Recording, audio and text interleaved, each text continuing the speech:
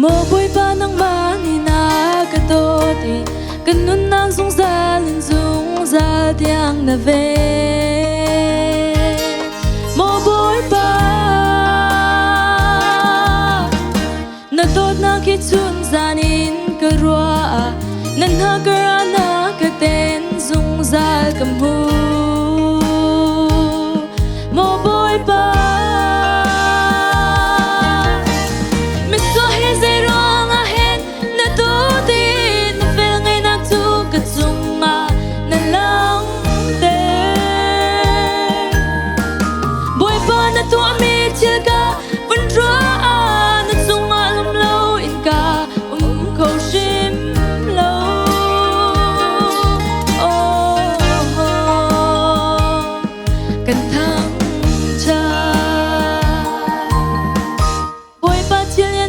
na tua mi ruanga lom nak zai la sa in nang chu gan thang cha.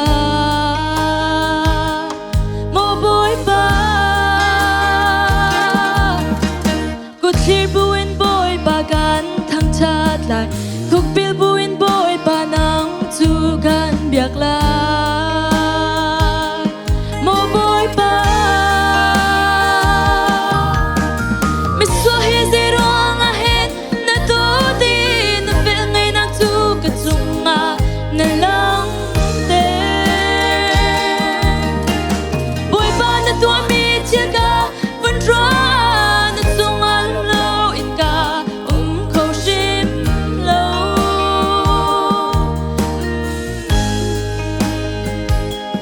กันทั้งชา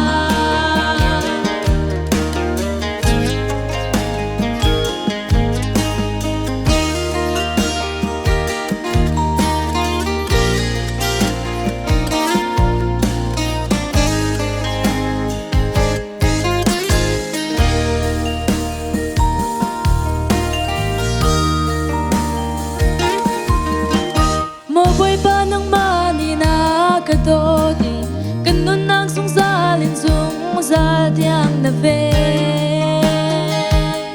Mo boy pa